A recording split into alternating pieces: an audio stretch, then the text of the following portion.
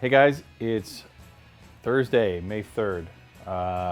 First time we've been able to do a daily since the Handbuilt Show, which was like 2 weeks ago, which is crazy. It's about 5 o'clock, like I said, on a Thursday. The shop is kind of bustling. We are just starting to get back into a rhythm after the giant incursion of Handbuilt Show. And I say incursion because I don't know what else to call it. Like it's a big disruption to our entire business and operation and rhythm when the Handbuilt Show's on. Obviously, it was a success. We had a good time, but everyone worked their absolute asses off. Probably me the least of all because I'm there to shake hands. But anyway, it was good. Everyone's really, really tired, including Corona and Becca, who are shooting this. So we may be out of rhythm, but bear with us. We'll get back into rhythm again. Let's go talk to the guys in the shop, see what's going on. I think we've got a mic on Alec. So, oh yeah, this is the Bay 5 area, meeting area. You might recognize some of this furniture. This is the stuff we used during the Handbuilt Show. You can look over here. Michael is making wiring kits for our web store, people that have ordered wiring kits. There's the guy that puts them all together by hand. It's not just something we buy. We sort out and pick our own stuff. Look, it's team shirts. Some of us didn't even get team shirts from the Handbuilt Show, but we make for ourselves, and I think I just got mine today. Anyway, let's walk through the shop a little bit. We'll go through here later. The new fabrication area has grown. Everyone's going to see that in a bit. Let's go talk to Alec. Alec, are you ready for the interruption? Yeah, I'm just Oh, it looks like you're working hard. drinking my coffee. And coffee at 5 o'clock? Isn't Man. it like 5 o'clock? Well, you want to know what's even weirder than that? 4 o'clock. This is the same cup of coffee I've been drinking All day? since this morning. You've just really been on it all day. It affects me differently. Oh. I'm very okay. sensitive. So I see you've got a big giant piston. Show Ooh, do. look at that. Yeah. It's a non-stick coating for making broccoli. Yep, you don't have to use oil. Grilling That's what broccoli. this is for. Yeah. No. So what's this motor for? So this is for the R75 race bike that... Oh, yeah, Have y'all seen that yet? I don't think we've gone over yet. Yeah. This It's is a really BMW cool. Airhead for those who don't know exactly, but It talk is. to us about it. Tell me. Well, this bike, so the engine specifically came to us in about 4 different boxes, and so there were almost 2 complete internals for this engine case, but everything was taken apart. Like there was every single thing that you could remove from an engine inside and out was off, and it came in a bunch of boxes. So I had to start with that, sort through everything, see what was good, see what was not so good, see what was junk. There was a lot of stuff that you couldn't reuse. Fortunately, the crankshaft was good, and so basically built this engine from the crank out. Is what's happening now. Same with the transmission. It came with 2 different transmissions that were completely disassembled, so I had to go through that as well to make one good one. You probably don't know the story. I'm going to tell you. Tell me. So this is a client of ours in Houston who is a gearhead car and motorcycle collector. Yeah, he's the guy with the flatheads. Yes. And wait. Right, because I had No. that, my 47 Ford needs a flathead, and you were like, yes, oh, he's got a flathead. bunch Yeah. of them. You said flatheads, I was thinking Harley. Yes, Oh, sorry. sorry. Yes, and like Flathead V8s. Talbot Lago, like he's got some really cool European stuff. Anyway, and he had this at a really reputable old school BMW guy, a restoration guy, whose shop I went to when he passed away. That's right. Years prior to that, and bought a bunch of furniture and parts and stuff from him because he was gone. Anyway, years later, this was one of his projects that had been returned to its owner in a bunch of boxes and bins, and I mean, it was kind of sad. And it was a race bike. It was a historic race bike of some proportion. Yeah. I really don't know, with history. And yeah, it's been here for a year or 2 as we were starting to piece it together and find the things we needed for it. Turned out the frame was really, really bent and wonky, and it had been modified heavily. So we built a new frame for it, a replica of the old frame, and it's been your job to put the power plant together. It has been. It's been fun. I do remember, though, I do know that initially he wanted to make this bike like a period correct racer. Yeah. So, you know, but I don't think he even had a starter. Wasn't it like the top end of the motor? We didn't have the timing cover. Or am I wrong? we didn't have the timing cover that it came with was broken. Right. We had the case, we had the transmission case, and we had about 80% of the internals for the transmission, and we had 100% of the internals for the engine, but a lot of them were useless.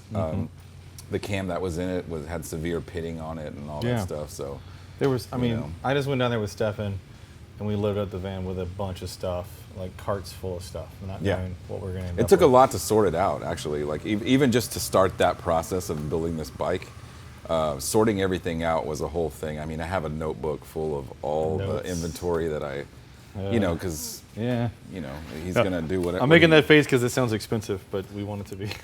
Yeah, it's a lot of time. It is a lot of time, but that's time is money. Sorry, this is a fresh piston. You can see this arrow, which on the BMWs, I'm pretty sure means forward. And oftentimes it would be up, but on this one's forward. And this one we got brand new aftermarket cylinders and pistons. Feel how light that is.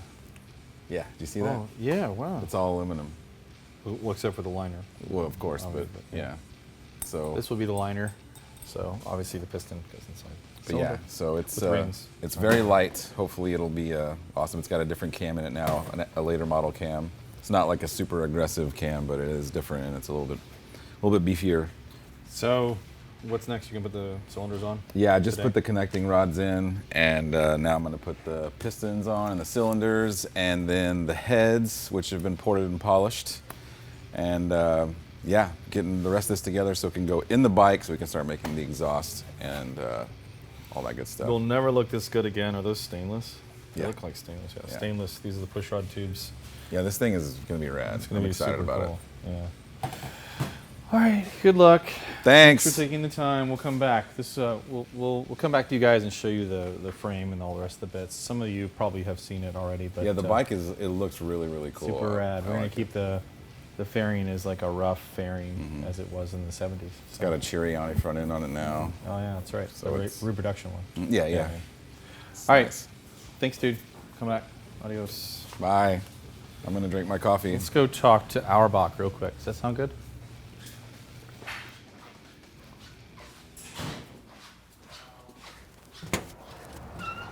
Auerbach. Hey there. Hey, wait, we don't need country music right now. Yeah, you always need country music. No.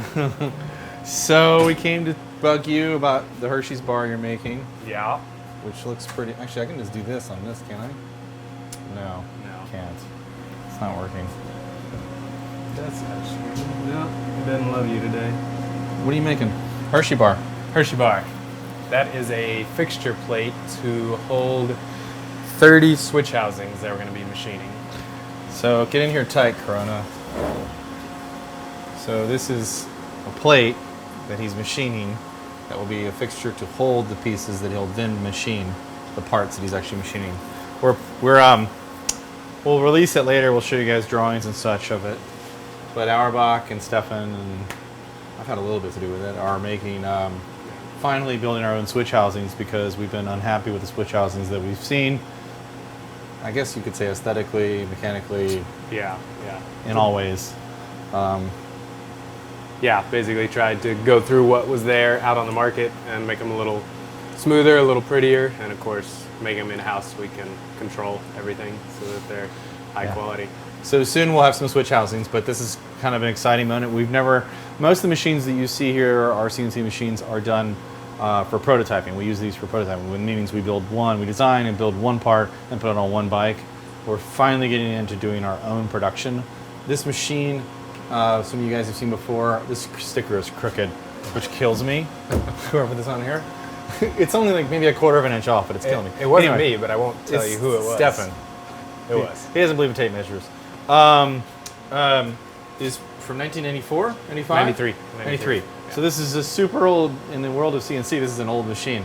And it's not really made for production level work, but, well, anymore that is. It was when it was made. Yeah. So this is our fancy CNC, and he's going to start doing production on it until we can get Haas to give us a brand new one, because that's what we really need. Yeah. I don't know if they'll give us one, but you know what I mean. It'd be nice if they gave it, but this one will be nice. We should be able to hit go, turn the lights out, and run it for a couple hours. Come back to. My favorite part is this upgrade screen. You should get in here tight, Corona, with this really fancy upgrade screen that. Yeah, real fancy. This is LCD, So this is top of the line for 98, 99. Anyway, sorry. So you excited? I'm excited. All right. Yeah, it's gonna be good. Doing some precision stuff, so I'm excited. All right, well, I'll leave you alone. Sorry, I just wanted to come. No worries. How was your hand belt? It was good. I mean, looking back, it's good. In the middle of it, it's like so much work, but it's always worth it. You know, like looking back, it's like, yeah, that was a lot of fun. Really? I think so. All right, so Ted's in a better place than me. Ted's already thinking about the fun part of it. Yeah. He had a really, had an integral role in the organization of the entire Handbuilt Show. So he's an engineer by day, an event planner by night. It's a dumb way to say it, but whatever. Yeah. Thanks. Yeah. I'm glad you're back to machining stuff. Yeah. And then you don't have to talk to me anymore. All right, thanks. All right, we'll come back see and ya. see you later. Turn that AC on, man. It's hot in here. Oh, it's on. All right. Let's go talk to Andrew. Don't let him sell that to you. It's not for sale. All right. Yeah, real cheap. $250,000, your bike. Okay, let's see what Andy's doing. Andrew. Can you hear me? Don't sneak up on me. Yeah, I know. That's why I'm trying to make sure. What you making? Some sort of sex toy, it looks like. Obviously. You're not supposed to say that, but all right, what's it for? You said sex toy. No, I know, but that's not as bad as what you just said. What are you making? He can edit it out, right? No, it's fine. What are you making? I am making some parts for a kickstand for Stefan Alexander's Guzzi. Oh, yeah. You The wanna alloy see- Guzzi is you what wanna we see call it. my sweet model. Hey, by the way, hold on. This is what we were just showing you guys. The bike that Alex building the motor for. Obviously, yeah. it's got a mock-up engine in it. That's all that was that's there like for. a 80s R80. You can see the frame has been completely modified. You can see it better from this angle. I like this. We've got the brand new Water Boxer GS R1200 right below the completely vintage race bike. But anyway, I'm gonna ride that thing home today. This Water Boxer. Oh yeah. Anyway, We'll be back on this soon. we're back on this soon. And you're doing something not for the Boyd bike, No. but for the Alloy Guzzi. Yeah, it's so we can move this along because I know he's anxious to pick paint, and I think you are too. I've been putting it off. I've been procrastinating. I need to do it. Yeah. So this bike, let me step over here. Well, the kickstand's on the other side, but Oh, the kickstand's over there. Yeah. You're making a kickstand. it's not Like like I know where the kickstand goes on a Guzzi. not like Beto. I started thinking about colors. So we did a lower frame rail delete on this bike, which, if you know Guzzis, the kickstand typically attaches right here on the lower frame rail. This is a Tawny frame bike where, if you know the Tawny frames, none of this is factory stuff. Anyway, So when you do the lower frame rail delete, that kind of orphans the kickstand. it has nowhere to go. Yeah, it's sad and lonely all on its own. And this bike wasn't really considered because it was kind of meant to be a race bike, sort of. But now it's become more of a street bike, I think. It's still a race bike in my mind. Yeah. It'll be streetable. Race inspired. But so because he wants to be able to street it, we need to have an actual kickstand. So I'm working on making the parts for it. Stefan and I worked on a model earlier. You're gonna mount it back there, huh? Yeah. I think that's the best option. Actually, it will look better back here. Because it'll tuck up Yeah, and than here. yeah, and because of the really awesome titanium exhaust that he wanted to use. Special edition Yes, titanium Zard, which means this weighs nothing. it's so light. Yeah. Anyway, it's cool. I like it. This bike's gonna look really kick-ass. This is another one of those projects that we picked up from someone else who had started it and wasn't finishing it, or I don't know, wasn't performing. So we took over the project. And is this mock-up motor too? Yes, Yeah, it's just that another is mock-up that's engine. an empty case. I mean, I know it's empty. I just meant like, Yeah. are we behind on getting the motor? I don't done? think he actually even has a motor or transmission for it yet. I guess we'll be helping with that too. I hope we're going to do this tie plate because these washers, get in here tight, Chrono. That is not our handiwork. If someone's looking at that, that has nothing to do with us. That was Really quick and dirty so that I could mock that motor up in the frame. All right, good.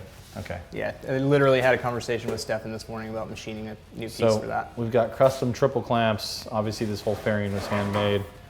We talked about this before. Was an Evan Wilcox tank that we've already modified and we're gonna do some more work to. Yeah. I want to say fix. And all of this looks better than it did, but I'm still not sure I don't know. I'm not in love with the way this. It's very, very specifically what the client wanted. All right, we'll talk about it later. I'll just leave that alone. And there's supposed to be turn signals plugged in. Yeah, so we're gonna do the LEDs here? Yeah. Okay. So it is functional. All right, it's another Guzzi though, I like it. I like it, looks a lot like Beto. Yeah, it's funny, it's almost like Beto. We did a bike we call Beto a Guzzi, sorry. If we built it knowing all the things that we know from building Beto. Yeah, we fixed all the stuff we messed up on Beto. Anyway, how's your, are you getting back into the swing after a Handbuilt Show? Slowly but surely. I don't even like people saying the Handbuilt Show right now. Yeah. They say Handbuilt Show, how was the Handbuilt Show? I'm like, I mean, even just the change in the room is still throwing me a little bit. All right, so this whole space, we should talk about that. There was a wall here, if you guys have watched the dailies before, just a couple weeks ago. And like in the middle of doing the Handbuilt Show preparation, you can blame it on me, I forced everyone to move the entire web store that was in here into a larger space, get rid of this wall, redo all the power, put in new lighting. Move a bunch of heavy tools. Move a bunch of heavy tools and relocate Ty, Disrupt Ty's life. who was in essentially the hallway, is in now what was Andy's fabrication welding space. And then this is gonna be your workbench. You're gonna be really close to one another. I'm kind of surprised. I actually thought, and maybe we'll change this later, I really thought we'd put you over here, welding over here, and have him welding over there, and put the tools between you, but instead you put the tools in the corner. I put the stuff that doesn't make a lot of noise over here because I'm worried about Ted and Stefan directly above. The engineering is just above this. So. The leather guys I'm not worried about because they make a bunch of noise with their sewing machines all day long. Yeah, but the welders aren't noisy. I mean, mine noisy. is. They're noisy. This is noisy, but it's not very often that it's noisy. And this is super quiet. Yeah, all the quiet stuff. Full noise. This thing's super quiet because it's just hand operated. Anyway, this is a sweet looking motorcycle. I like that, just stored right there. 2 wheels. Yeah, okay. All right, thank you. Okay. We'll Bye-bye. Go see away. your progress. Yeah, finish this thing, would you? It'll be done any day now. I think that's it. We're done. Like, comment, subscribe, follow, share this video. Tell us if you love us or fuck off or whatever it is you want to tell us. You should watch our Handbuilt Show builder interviews. I haven't had the guts to watch most of them yet because it's a little embarrassing to see yourself on camera, but I'm sure that all of them are amazing. Watch our Handbuilt Show wrap-up videos. Let us know your feedback if you came to Handbuilt Show. Tell us your favorite thing about the Handbuilt Show. Okay, that's it. Leave me alone. Love you, mean it. Bye.